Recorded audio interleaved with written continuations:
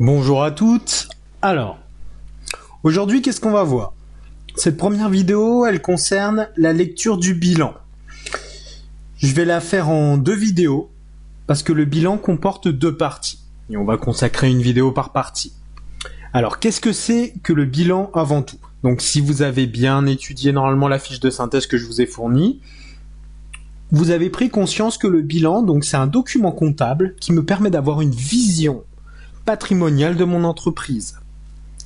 De manière plus triviale, c'est comme si je prenais une photo de ce que mon entreprise possède, donc dans les actifs, et dans la colonne des passifs, c'est les dettes que mon entreprise doit rembourser un jour ou l'autre.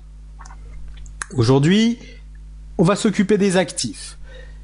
Alors, la partie des actifs, là, vous voyez qu'il y a 31-12 année N. Tout simplement, c'est qu'un bilan, vu que c'est un document comptable, concerne un exercice comptable. Et je vous rappelle qu'un exercice comptable, c'est sur une année. Par exemple, 1er janvier 2019 au 31 décembre 2019. Et donc, sur cet exercice comptable, on va pouvoir voir deux familles d'actifs.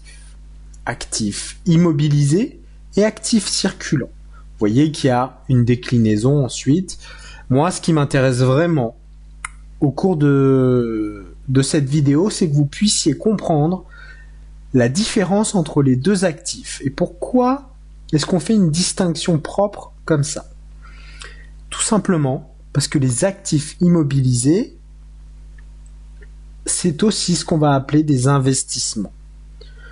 Vous pouvez voir dans les actifs immobilisés ici qu'il y a les terrains. Donc si je fais une analogie par rapport à votre secteur d'activité, parce que je vous rappelle, bon c'est marqué dans la synthèse, mais je vous rappelle que tous les bilans, quelles que soient les entreprises, donc quelle que soit leur taille, leur chiffre d'affaires ou leur secteur d'activité, tous leurs bilans et de toute façon leurs fiches comptables sont toutes construites de la même manière. Il y a juste forcément quelques secteurs où, par exemple, il n'y aura pas de prêt, par exemple. Mais dans votre cas, si je fais une analogie à votre secteur d'activité, le terrain, c'est là où est normalement construit l'institut.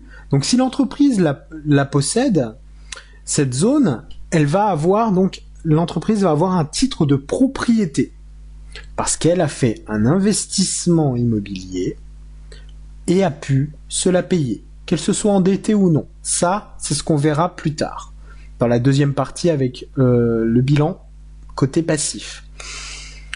Ensuite, il y a eu donc l'institut, les murs, la construction. Ça aussi, c'est un investissement. Et s'il y a des installations, du matériel, de l'outillage, ça aussi, c'est considéré comme de l'investissement. Donc vous allez devoir tout répertorier. Et pourquoi est-ce qu'ici vous voyez en rouge qu'il y a marqué emploi permanent? Tout simplement, le terrain, vous l'utilisez au quotidien, comme les locaux, comme le matériel. Vous l'utilisez au quotidien pour pouvoir soit produire des prestations, soit des produits au cours de votre activité. Et ça va s'opposer aux actifs circulants, qui eux sont plus ou moins ponctuels. Pourquoi? Par exemple, prenons les stocks. Stock est en cours. Tout simplement, une fois que vous avez commercialisé votre marchandise, elle ne vous appartient plus. Vous l'avez vendue, on va dire, à Monsieur Durand. Vous l'avez vendu à Monsieur Durand, vous avez vendu un parfum à Monsieur Durand, ce parfum ne vous appartient plus. En échange, vous avez eu un encaissement. Parfait. Donc, c'est pour ça que on va utiliser un emploi temporaire pour désigner ces actifs-là. Alors, ici, vous voyez matières premières, marchandises. Dans les stocks, je vous rappelle qu'il y a trois types de produits. Donc vous avez les matières premières qui ont besoin d'une transformation pour être commercialisées.